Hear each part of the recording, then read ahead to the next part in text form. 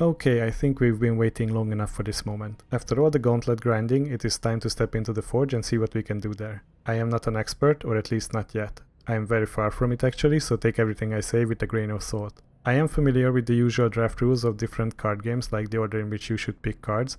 I am, however, not familiar with all the cards in Eternal, so this is a genuine new player experience video. I don't even know which sets are included in the forge for us to pick from, to be honest. If you want to make more informed decisions on what to pick to improve your chances of winning, do some research beforehand. I wanted to do it like this, but in the end I decided against it because I wanted to try it on my own. With the free entry ticket you get as a new player, you've already won 25 cards for yourself, so I think this is a win-win situation for us, but more on this later. What I do know are the following. If I remember correctly, when you pick your first two different factions, all the rest of the cards will be of those two factions. Decks are dual-colored and consist of 25 cards that you pick plus some power cards that the game throws at you. You can pick one card out of 3 that the game presents to you, and you get to repeat this process 25 times until you've collected all 25 cards. You can pause or leave during the forge. The game saves your progress for later when you have time to finish picking the rest of the cards or playing all the games. Win and loss rules are the same as in the gauntlet. Your run goes up to a maximum of 7 wins or 2 losses, whichever comes first. You keep all the cards that you pick. Yes, this means that if something does not fit in your deck very well, but you will use it outside of this game mode, like in a constructed play, you can pick it anyway, and it's yours to keep forever, even if it won't increase your chances of winning these forge games. The term called rare drafting is used for scenarios like this, where people prioritize picking rare or legendary cards just for their sheer value, as it would cost a lot of shift stones to craft them or a lot of RNG to find them in packs. The order of the cards picked in Forge or Draft should be BREAD or bread for short. B is for bombs. You pick these first. These are all the cards that can carry a game by themselves. R is for removal. Removal is key for you to preemptively deal with situations that would otherwise cost you the game. E is for evasion. Evasive units like unblockable or flying creatures are tough to deal with. A is for aggro, a card that presents an aggressive early play that wears down the opponent's life total or creatures. D is for duds or drag. These are filler cards that are not even remotely impressive. They are either too high cost or just don't do anything. Avoid them at all costs, but it is impossible not to end up with a bunch of them in your deck in any card game, not just Eternal. After this, you should take the mana or power curve into consideration. If you only pick powerful, high-cost cards, the games will most likely be over before you can even cast 1 or 2 of them. If your curve is too low, your initial 1, 2 and 3 drops will lose their momentum at the later stages of the game when they are overshadowed by beefier, more useful units and cards. A few decent early game picks are necessary for you to have a board presence, and a few high-cost cards are great for finishers, but the core of your deck should focus on the mid-range. After all this talk, let's jump into the forge and see if I can put my money where my mouth is. Okay, so we are in the forge. As a new player, we can access the forge just by using our free ticket, otherwise it would cost us 2500 gold or 250 gems. We also have a little tooltip in the top right corner of the screen, just like in the gauntlet. I've talked about the costs. You can pick 25 cards, these are 2 faction decks, just like I said earlier. You can play until you lose twice or reach 7 wins, whichever comes first, so the rules are the same as in the gauntlet. You can keep all 25 cards that you've picked. These are the reward chests. I won't be reading them out loud, but basically if you finish everything, you should be walking away with 3 gold chests. If you manage to score lower than 7 wins, obviously the rewards will be less impressive. You can also progress in the ranks, just like in the gauntlet, so you have bronze, silver, gold, diamond and master ranks. If you manage to beat the forge with a 7 and 1 ratio or a 7 and 0 ratio, you will rank up, so one of your chests will be a rank up chest. Your rank will be reset here as well, just like in the gauntlet when a new set is released, so keep this in mind. I will also talk about my thought process on why I'm picking certain cards, but since I'm not a native English speaker, what can happen in the future is that I find it too embarrassing to post this online, because I'm just rambling about random stuff and I can't even pronounce words correctly. So yeah, it can happen that I'm replacing this with a voiceover line, so if that's the case, sorry that it happened. I'll try to improve my English next time. Let's use our free ticket. Okay, so it seems like it will walk me through the process, so we can choose a card. This card will be added to your forge deck and establishes your first of the 2 factions for this forge. Okay, so just like I said before, we can have 2 different factions for a deck, and let's see what the first pick should be.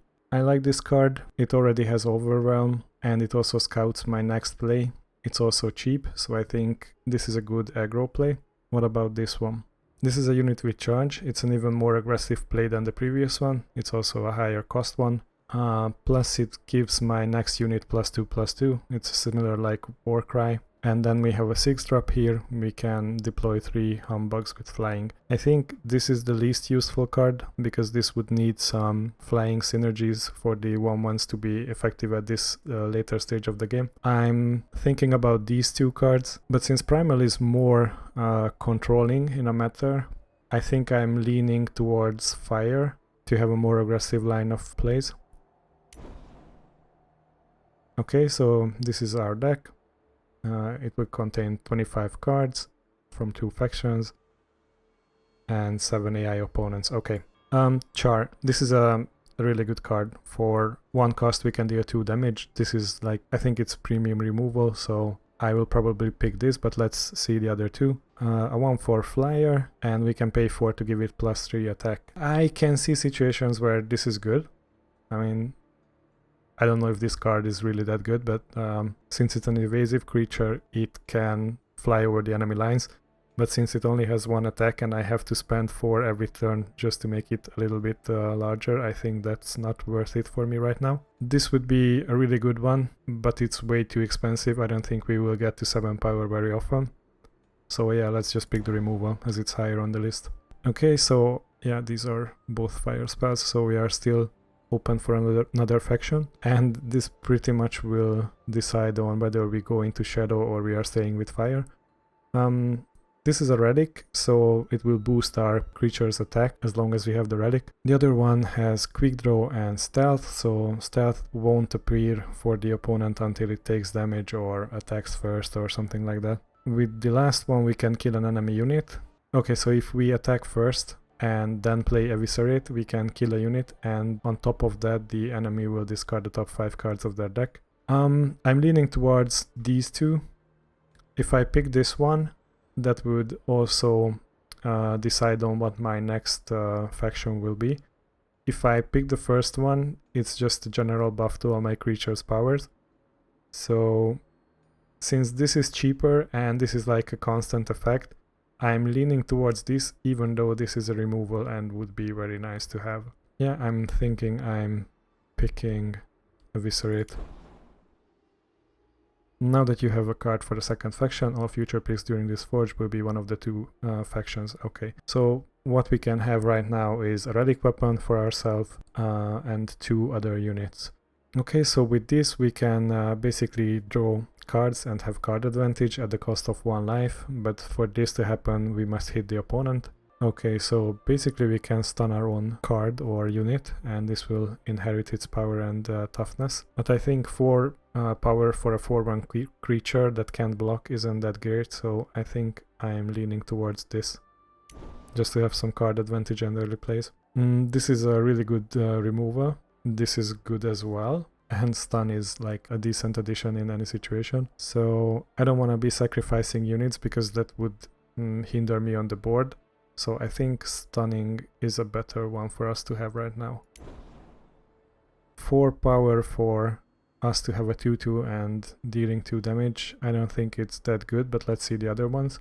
For 3 power we can have a 2/2 with double damage and shift 5. So yeah, I think this is good. All my other units will get double damage as long as this is basically shifted. And with this we could play an heirloom on ourselves. That would get us a relic weapon. But for now I will try to fill up the creature slots, so I'm leaning towards this. I think 2 power for a 2/2, and whenever it hits the enemy it grows, is like the best pick among these 3. So let's just go with this one. On my turn, if this dies, I can basically put this unit as a weapon on one of my other units. That's good, but it's expensive. This is generally good for pumping up our team, as this is almost like an anthem effect. If we keep hitting the opponent, our units will grow larger and larger. And as our curve says, we can still have like a 4-drop.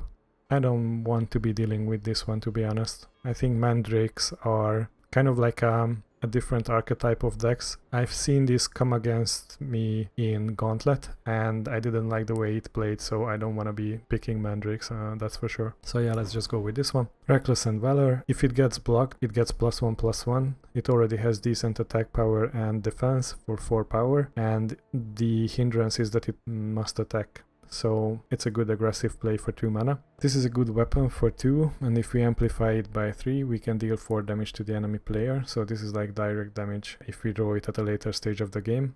But I want to prioritize units, so far this is winning. And this is whenever I play a power card, my units will get +1 attack, but it's not permanent, it's only for this turn, and it comes at a later stage of the game, so I think I will be leaning towards her.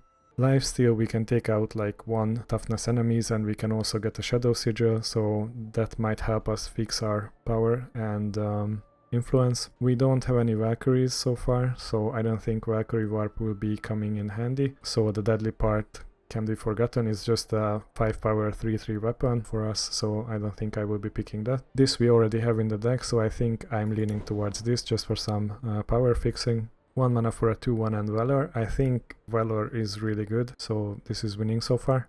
This is for some card draw, but since we want to play this at the early stages of the game, it might happen that whatever we pick we can't play. And for 6 mana we can have this one instead. However many units we have, they will discard that many times too from their deck.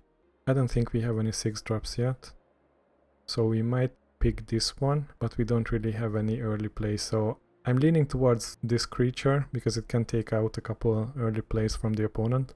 Yeah, let's just pick it. Okay, so we have Lifesteal, basically. This we've already seen before. I think this is just a card that keeps getting back from the void. Not technically speaking, but yeah, if you lose it, it will create a copy of itself. But I think I like this one better because at a later stage of the game, if I have 5 mana, I can instantly deal 4 to the enemy player, plus I will have a relic weapon. So this is better. Pick 13. I don't want to be sacrificing creatures. This is good. It can give our creatures unblockable, and as I said, evasive creatures are good. What's this? We already saw one of these as our 2nd or 3rd pick. I think I like the evasion better, so let's go with that one. This is a decent one. Lifesteal, Nightfall, and we can deal 2 damage to the enemy player. Since this is only to the player, I don't know if we are better with this in the long run, but whenever it's night we take an additional damage and we can draw an additional card, so that gives us an advantage in early plays. And this is just a 1/1 deadly. It might be considered removal if we can block a bigger creature with it, so I'm leaning towards these 2 right now. I'm probably picking this one. We can draw the top 2 cards of the enemy deck. It can come in handy, but we might not be able to cast them because of their influence costs. We can bring back something from our void and it will get +2/+2, or we can scout and shift. I think this one is by far the best, so let's just pick this one.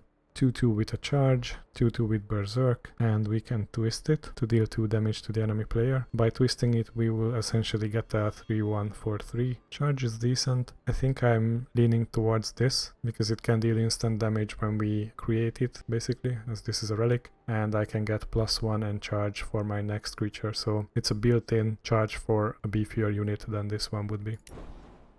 We can deal 4 damage to the enemy unit, and I can get +4 power if I've attacked this turn. We can play some grenadines, or we can have a stealth creature, and this grows as well. So right now I think we are lacking 3 and 6 drops, so it might be decent to pick this one as a removal, but I kind of like the stealth play as well. I think I will go with the stealth. This I really like instantly because almost every turn we will be playing a power card, so this is generally speaking 1/2 for 2, but the next turn this will be 3/4 with deadly. This we've seen before, and yeah, we can create temper, but this is only once, so I'm picking this one instead. Another grenadine play. Infiltrate is the first time it hits the enemy, so how many cards do we have in the 1 slot? It's just 2. And what is this? At the start of our turn, revealing Rampage Commando to play Rampage. I think this is good because most likely it will stay stealthed and we can choose to have this and give it Overwhelm. Yeah, I like this. Another Rampaging Commando. We don't really have many weapons, that's why Rebel Sharpshooter isn't that good as well in our current lineup, so let's pick a second one of these. And basically as long as I control this, all my units get quick draw. And that's a really good pick then. So I will go with that. I think my curve is a little bit too low, so this might hurt me in the end, because I was picking always the cards that I thought were the best. I didn't really look the overall performance of my deck, so yeah, don't fall into this trap that I've just committed to. This is a nice evasive creature for winning the game at a later stage. Too bad it only has 3 health. I think I'm going with the evasive creature. We can pump this whenever we draw a card, so this is essentially a 3-1 all the time because we are drawing a card at least once a turn. 3 mana or 3 power for a 1-1 isn't that good, so I'm picking this one instead. And we still have 2 picks left. We can shrink down an enemy creature, that's good. Or we can deal 3 damage and scout ahead. I think I'm leaning towards the 3 damage. It's a more direct removal. Your final pick contains 3 powerful cards, add one of them to the deck and it's off to the battle. Okay. So these I assume are the rares. We can sacrifice a relic to give this +2/+2. I don't like that. What is this? All my units have deadly, and we can transform it into waning move. At the start of the turn we can draw a card and take 1 damage. And yeah, we are switching essentially these 2 cards back and forth. This we've already seen, and I think we can have another 6 drop because we only have 1 5 drop at the moment. No, 2 5 drops actually. But yeah, we need something to finish the game with, and as much as I love this, I think we need more damage. But it's either one of these that I really like. Let's go against my better will and go with the Waxing Moon. So I think our deck is complete, and now we are off to the race and we can go head on with the opponents. Let's jump into the first game.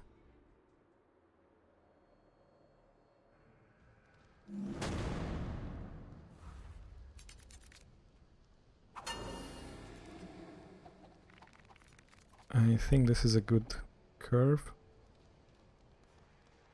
I actually would like to keep this.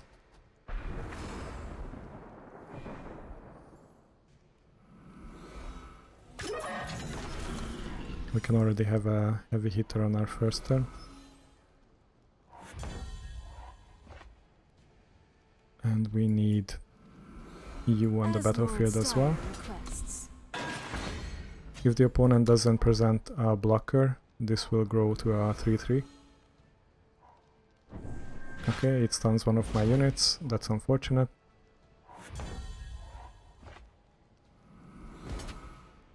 Actually, let's apply this to ourselves.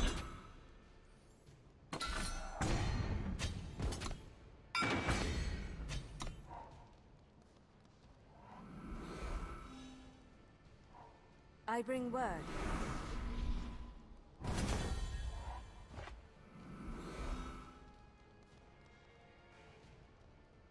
I think attacking with both of them is good, because either way they will trade. And I will finish you off. Safe travels, friend.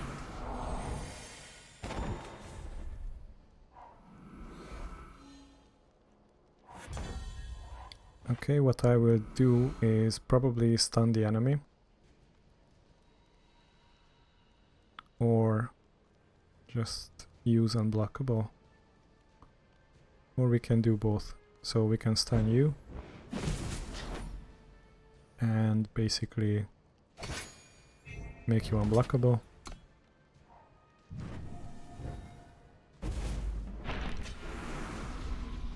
That's too bad. But we can get it back the next time.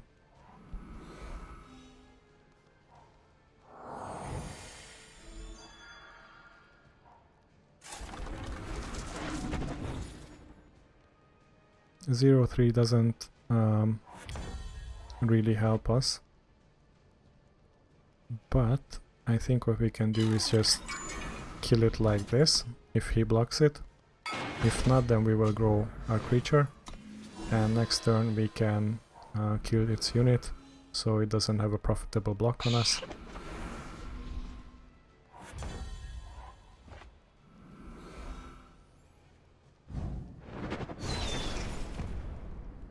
What's this? Yeah, I think I would like to draw this next turn. And I will be attacking with both of them. Both of them grow to a decent size now.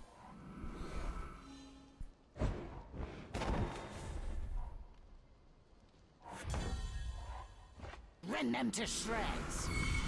Let's attack the enemy. They must block both of them, basically. And next turn, if I reveal this, we will have Rampage. Not on my watch. And what should I give Rampage to? Probably this one, because they need to block it anyway, and it will fall otherwise.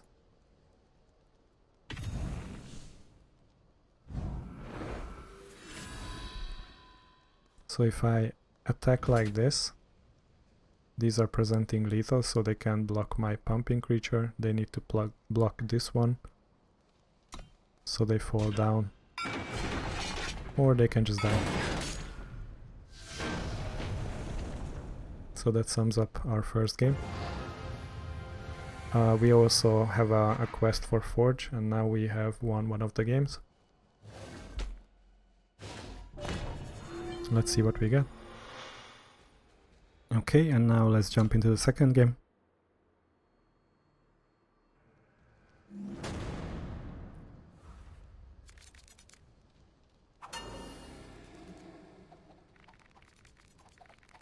I think I'm keeping this.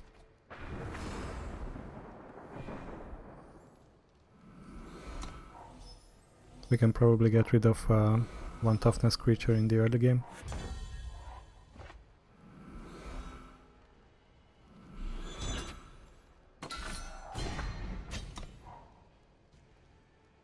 I could have waited on this, but I wanted to get as much damage in as early as possible. Unfortunately, they had their answer for it.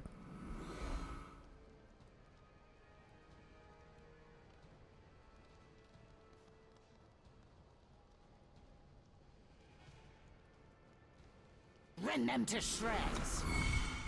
I think we need more damage on the board.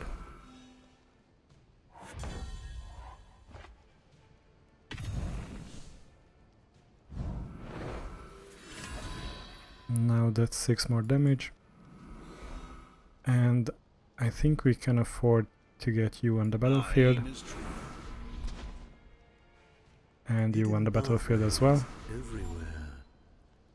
I thought it will give double damage to all of them, but I forgot about the shift cost, so it would have cost me 5, so I needed to play this one turn later, but it's okay like this. Or at least I hope so. I kind of messed that up. Not quite as planned. Now what I could do is put this on the double damager, and that way we can guarantee 4 damage each turn. And we have no more use for this, so I think we can attack with both of them. And I can also play this.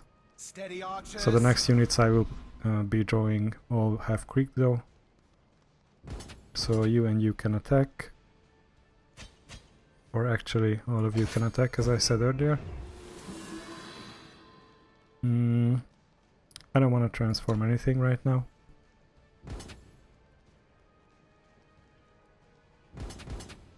So let's just attack like this.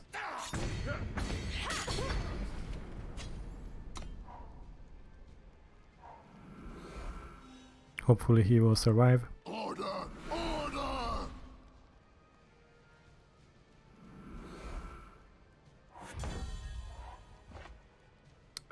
Let's stun you. Attack for a whole bunch. And probably steal 1 life as well. Touch of shadow. Just to get another sigil. And let's see what our next draw step will be. Right on. Okay, so it grows to a 410, but it's still stunned. This is its own reward. They get another blocker. But if all goes to plan, we can attack for the win. And they fall down to -3, which guarantees us the second game. We won another one. Let's see what we get for it. Okay, it was upgraded to a silver chest. Well, let's jump into the third one.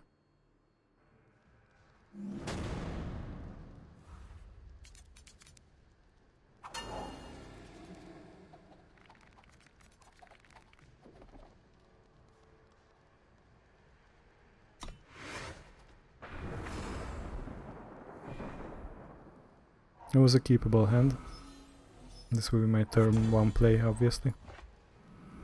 Hidden pathways everywhere.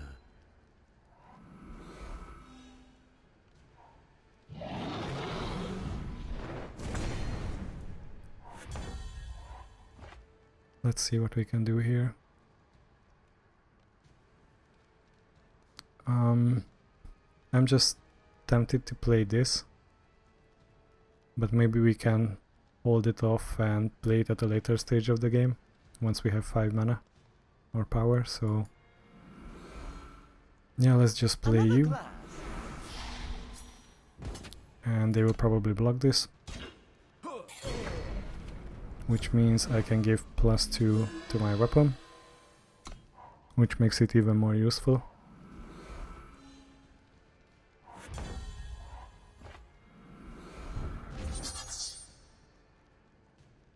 Rend them to shreds.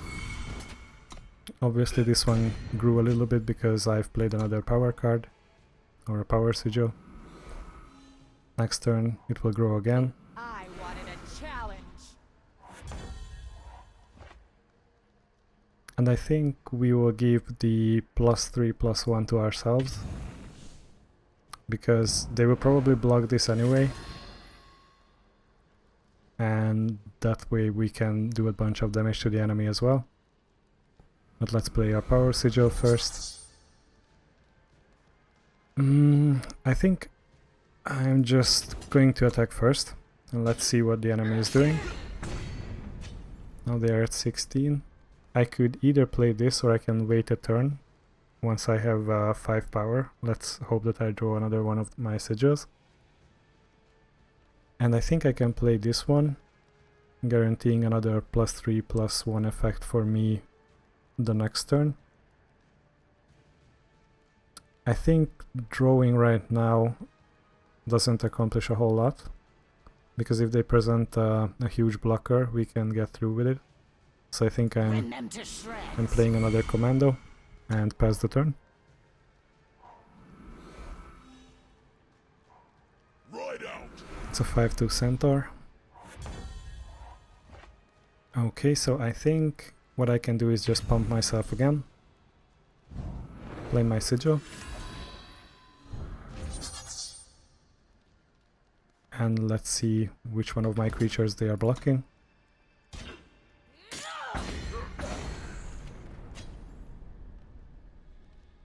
Now is an interesting choice, because I think I will play my weapon, dealing 4 damage to the enemy player and also damaging them just with the weapon again. So yeah, let's play it like this. Yeah, I want to amplify it. I don't know how I can amplify it. Is it like this?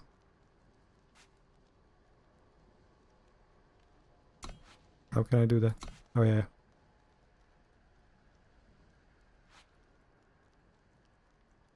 How can I amplify this?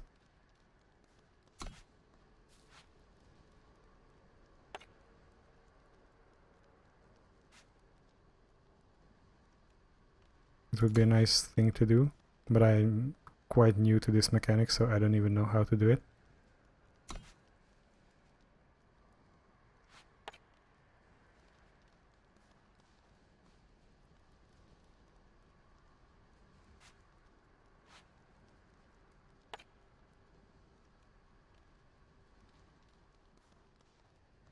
Oh, do I just need to target it?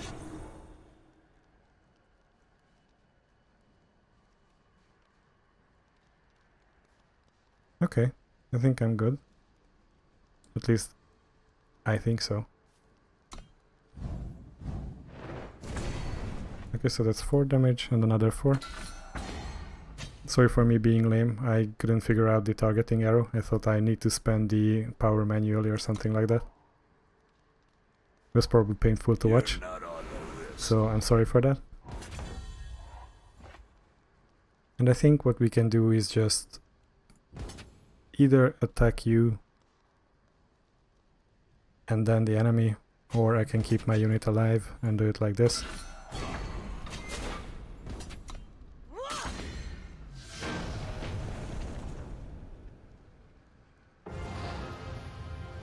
Now we have 3 wins in the bag. Let's hope that the streak continues. My chest has been upgraded to a gold one.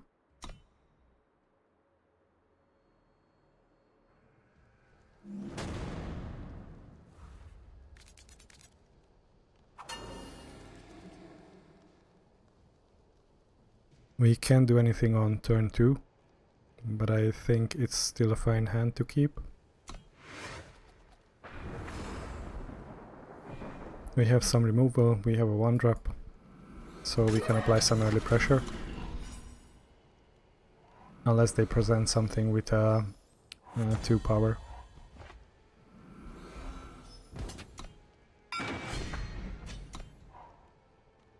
But we managed to dodge that.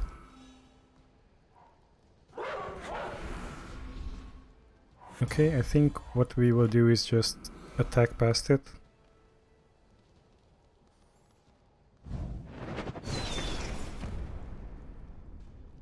Actually, I would like to draw that power sigil, thank you.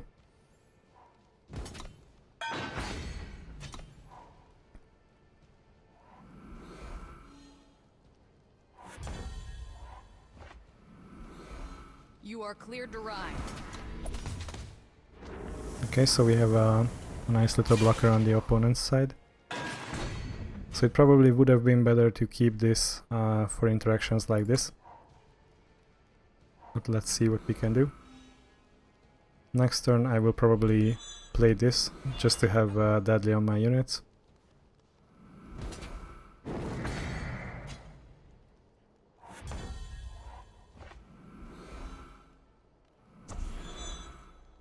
Yeah, it should be the perfect play. Because now they can't block any of them. And we still have 1 power left to play you. So right now we have 3 deadly creatures, but this will turn into another card next turn, I think. Yeah, it will be turning to Waning Moon. And I take 1 damage and draw an extra card.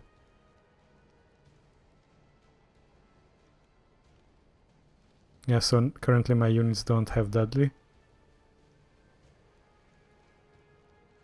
I could just kill this unit, or I can attack first and see what the opponent does.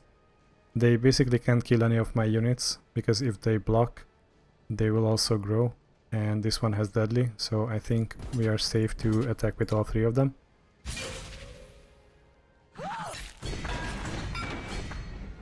And now that we've attacked with all of them, we can just kill the enemy unit and mill a couple of cards from the top of their deck. But it was all just a bunch of power cards, really. Rest and be well. Oh, well, it wasn't really. What's this? It's a 2/2.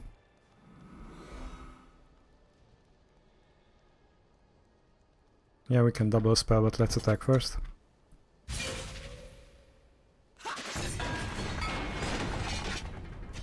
A small donation. Hidden pathways everywhere. And let's see what the enemy does. We might be overextending into a sweeper. I don't know how many sweeper cards there are in these sets or this format. We harness our spirit. Thankfully it's just a single stranger. And now I could draw another card thanks to this Waning Moon. Yeah, I think we can attack here safely.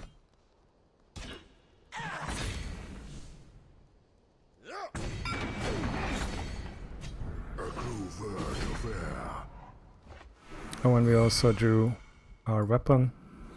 If I didn't play this preemptively, I could have waited for the draw effect to finish basically, but it's okay because we still won. But then I would have played it with the amplify cost and I would have dealt 4 damage to the enemy instantly. So this was kind of a misplay on my part, but it worked out great, so yeah, we are at 4 wins now. And after 4 wins we get another bronze chest. I assume it will be upgraded to a silver and then to a gold one, and at the final boss, if we manage to beat him or her, we will get either a 3rd gold chest or a rank up chest. Now since we are currently rank 0, we will probably get the rank up chest containing some booster packs or something like that. But after that, if we manage to get to master rank in Forge as well, I think it will be just 3 gold chests at the end. I mean, not just 3 gold chests, because these are pretty good, so yeah, you get the idea. But let's jump into the 5th game.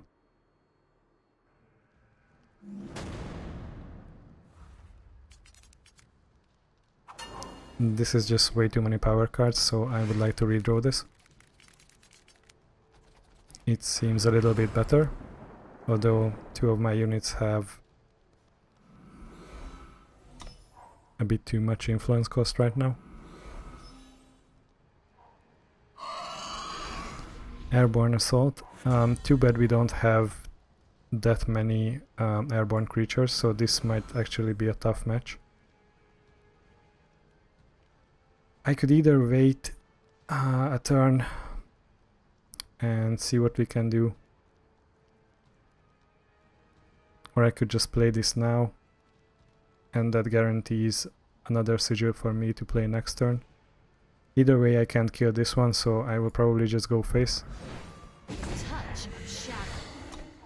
We could have waited with this and killed a 1-drop, or not a 1-drop, with a 1 toughness creature. But it's an if situation.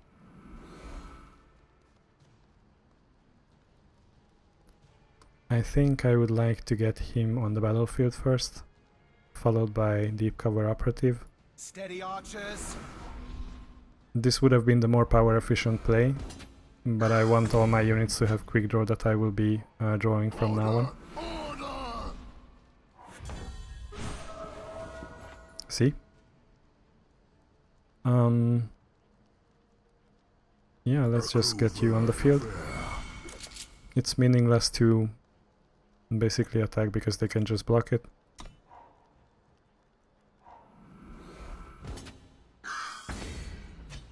Next turn hopefully we can draw a sigil and I can play my relic. And that is excellent.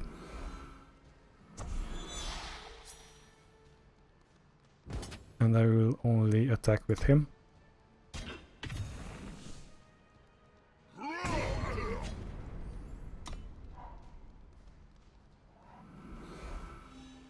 I will probably keep him on defense, but I think...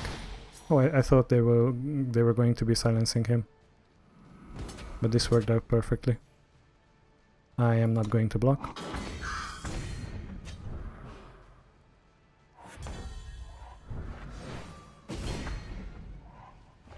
Thankfully it's a sigil.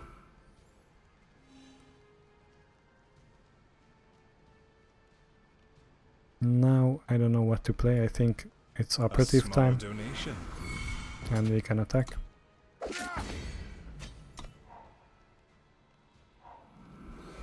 If this connects somehow, then we can draw a card, but it doesn't seem like it.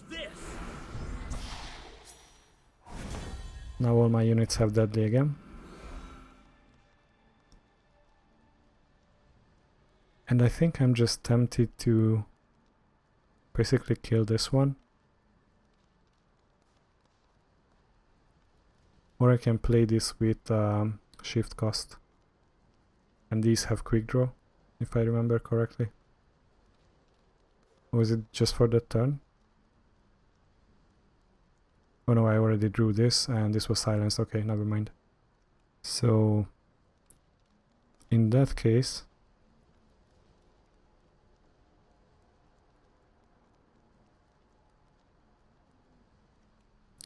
I think I like the play to just give you unblockable. I don't want to transform anything, so I will skip that. And let's attack with you and you.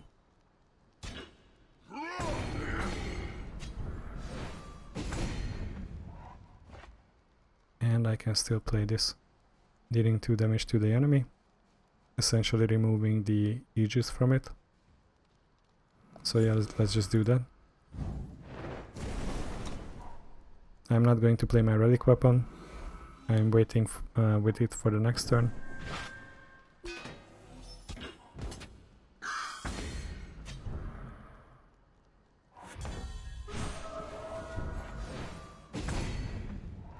Excellent.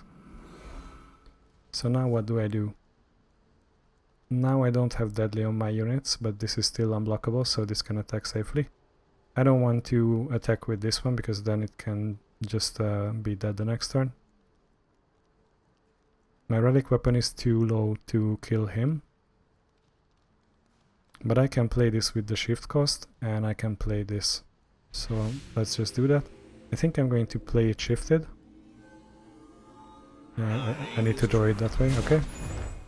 Choose one of my units. I think you can have double damage because you will be unblockable. As Lord Styre requests. So this is 4 damage every turn. And some extra card draw. I still have 2 turns for this to have double damage. Deadly and quick draw is a nice combination. So what do I do now? I think I'm just going to attack with all of them. I can't attack with him, I guess, so this will be my attack. Now what I could do is just kill one of the enemy units. But I still want to keep this for a larger threat, because these ones not threatening lethal. At the moment at least. So yeah, let's just play this and end our turn.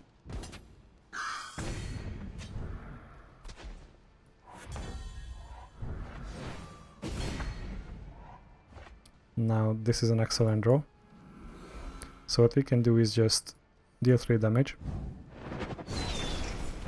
Scout ahead. I think I like this card, so it can stay.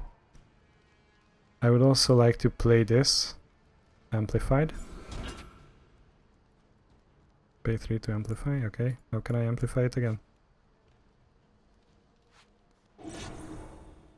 Okay, and I can click on continue, I'm guessing. So that's 4 damage, and I can attack with everyone. And that's game. So yeah, a combination of quick draw, deadly, and all the other stuff paid off in the end. And now I've won 5 of my draft games, so I will be getting another gold chest. This is for the daily quest. 500 gold, always nice, and I think this is the very first set, the empty throne or something like that. I don't know the names of the sets yet. Now after 5 wins, we've upgraded the other bronze chest to silver, so yeah, the next one will probably upgrade it to gold. Let's hope that we can win that.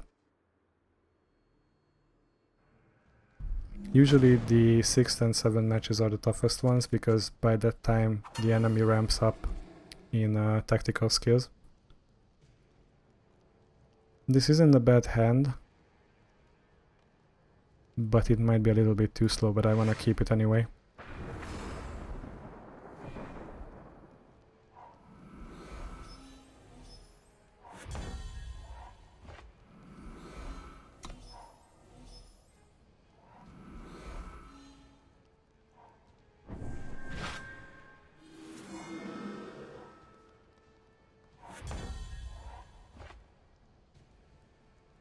Okay, and I think I want to start with her. And let's hope that the enemy doesn't present a blocker for us. That's excellent.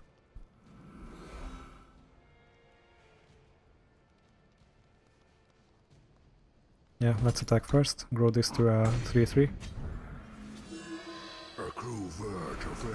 And let's continue the trend of growing creatures. Location 42 by 23.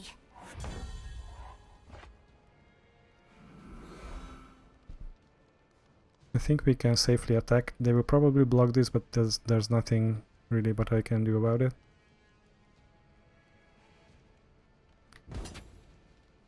Or I can keep it back and attack when the opportunity arises.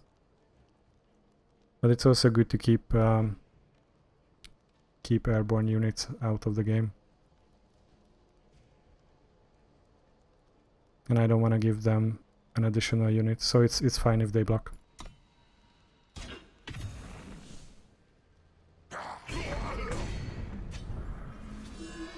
And now I can either opt for more damage or give myself a chance and every unit quick draw. But I think we will draw a sigil next, because we haven't drawn one yet, so I'm guessing I will be playing the 4-3 for now.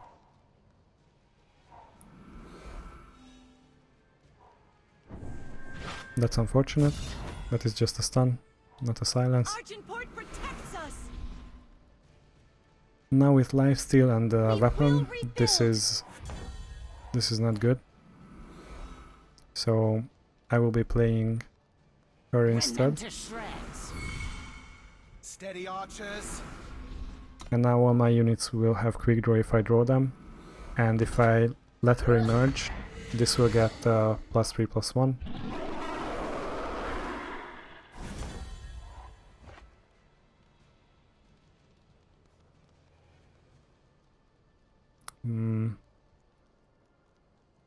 Since this unit must attack, I might as well just pump her.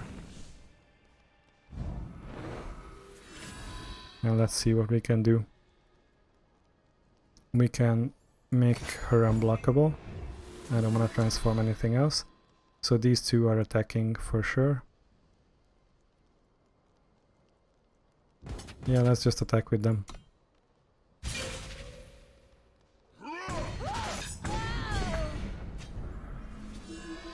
Another glass. Let's hope that they keep this unblockable, so we can keep attacking the enemy and growing her in the process.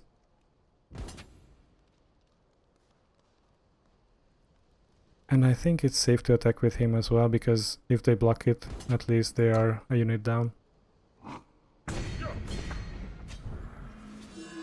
Now it's a 6/6. Small donation.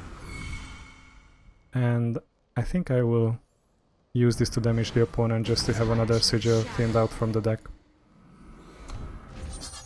Now, I could have done this earlier and then this would have grown, so that's a misplay on my part. Location It would have presented 2 more damage. Now, I don't know if this counts as power.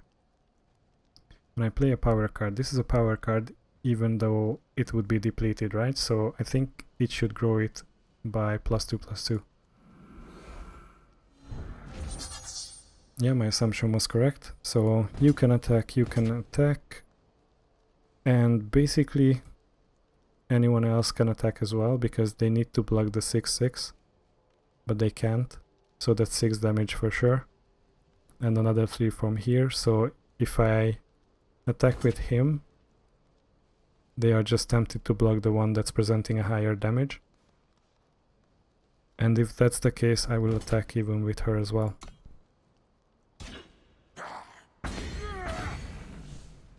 It's a small miscalculation from my part, because now they are gaining life. I totally forgot about the lifesteal. It's a good thing that we drew the Shadow Sigil for next turn, because then we can grow him as well. What is this?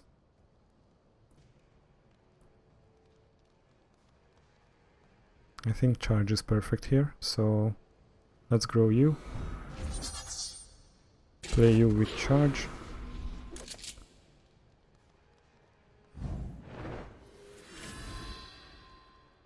And attack for the win, probably. Or what I can do is just leave everyone behind and let her finish the job, because if I attack with anything else, they will be just gaining more life. But even if it's 4 life, let's not risk it. I could have attacked with this one, and even if they gained 4 life, they would have been still at 0.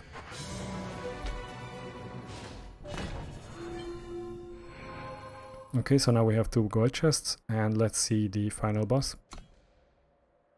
I don't know if they have special rules here like in the gauntlet. I highly doubt it. Okay, this is a pretty high curve first draw, so I will be redrawing this. And this is much better, although I only have shadow sigils. Hidden pathways. But it's enough to cover my first 2 turns, and these ones are excellent draws.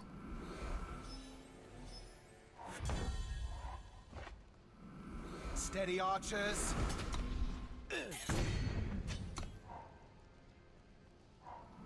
If I draw a fire sigil, I would have removal as well. And this is excellent, because now what we can do is just kill their blocker and attack for 5.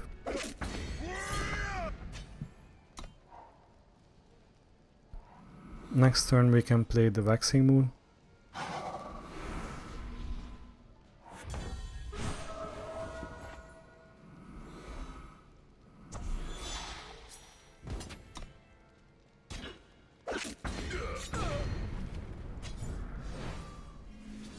And I think I will give the plus power to my commando actually.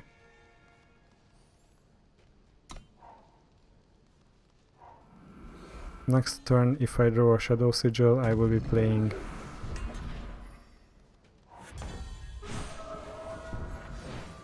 I was gonna say I was going to play him, but then they presented a nice blocker, so I think it's change of plans. Yeah, let's just play you and you instead.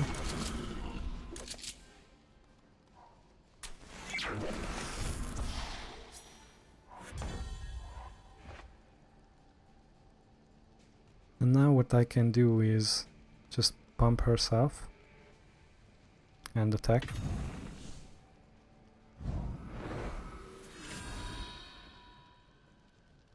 Unfortunately this is depleted, so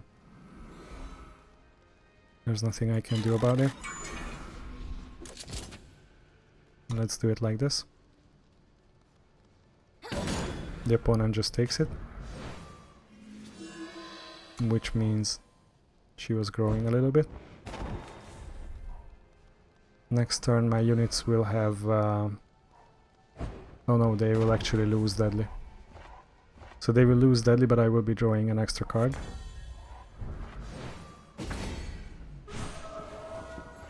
Okay, so what does this do? It puts a firebomb into the enemy deck, so this only happens if I take damage. But now I can just get rid of him. I know I can't play it this turn because of this. So let's play you instead, and she can attack.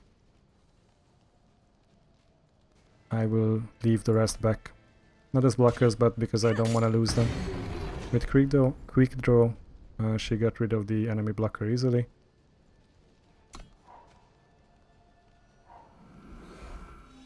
And next turn my units will have deadly again. Sadly my unit was killed. But I don't think we need to do anything in particular, but I will be playing you with a shifted status, and I will give you double damage. Was it double damage? Yeah, okay, so basically you can attack. Okay, so this means that we managed to beat the Forge on our first try. Yeah, we've aced it without losing a game. I think we were quite lucky sometimes, but I take anything. Basically, if it's a win, it's a win. And I'm also glad that we managed to get 25 new cards that I've never seen before or never played before. So yeah, these can be put into my constructed decks at a later stage, but let's see what we got in the end. Complete the forge. Oh yeah, this was another one of my quests from the beginning. I think this is received by every new player, so now we are just receiving 2 silver chests for the quest. I was kind of surprised that we got only 2 silver chests for the whole event when I was already seeing 2 gold ones, so it was quite a shock. 200 gold and a Valkyrie cadet. 200 gold again, and something that boosts strangers. I think stranger decks are quite good. I want to make one once I have all the units that are needed for those. These are probably the best like mob style decks that can boost each other. So yeah, I'm quite happy. And let's see what we get for the event. Okay, so the final one was actually a rank up chest, just like we said earlier. Every chest beside the wooden chests, I think, have a chance to upgrade to the next tier, so it can happen that when I open one of these they will be diamond chests instead, but I'm quite happy with the gold ones as well, because yeah, this is the first time that I've beaten this game mode, so let's see what we get. 500 gold and the booster pack. I don't know which one this is because I don't know the set names, I'm sorry. Another 500 gold and another booster pack. I'm actually quite happy with the booster packs. These are also always included in the gold chests. I think if you upgrade to a diamond chest, it contains 2 booster packs, but correct me in the comments below if I'm wrong. And we get 1000 gold coins and 2 of the latest expansions. And we also rank up. So now we are in the bronze division, or whatever you want to call it. And now we just received another quest that we need to complete another game mode, which is Draft. Draft is similar to Forge that we just played, but some differences basically are that you need to play against human opponents, so it's not against the AI. I think you need to win 7 games still, but you can lose 3 times instead of 2. And you are not just picking from 3 cards, but you are basically passing packs around. So one player basically opens a pack, takes 1 card out of it, and then passes it on to the next player, who receives 1 less card from that pack because the first player already got theirs first, and then they pick one and then they pass it on. So essentially all players need to be drafting cards from the same pack, and every player starts by opening 1 pack, and once they are completely emptied out, then they open another pack, and I think 4 packs are opened or something like this, I don't know. And in Draft it costs a little bit more, so it's 5000 gold instead of 2500, but you get to keep 48 cards. And yeah, you draft 48 cards from the packs and you get to keep all of them. So it's a little bit of a higher risk reward because you are playing against humans. It's not as easy sometimes, I'm guessing. But we need to see it for ourselves at a later stage of the game. So yeah, I will probably make a video of my first draft. I don't think it will be as successful as this one, but yeah, let's see how we can do. But for now, I think I will be wrapping this video up. So thank you for watching this, and yeah, thank you for your continued support. And I think you should definitely check the Forge out, because I think this is an awesome game mode. You get to keep all your cards, you can play basically a different deck every time, so you can mix and match cards, you can try out specific new combos that you haven't used before, and so on. So yeah, I think you should give it a try. Even if it costs you gold, I think 2500 gold is a nice price to play for 25 cards that you get to pick. So it's not that random like you would receive it from a pack, because I think a pack of cards costs around 1000 gold, and I think there's 12 cards in that. So if you get 2 packs for 2000, it's almost the same amount of cards, but they are more random, so you only get 2 rares and a bunch of commons. But this way you can draft whatever you want. So yeah, I highly suggest that you try it out. But thanks again for watching this video, and I will see you next time. Bye bye.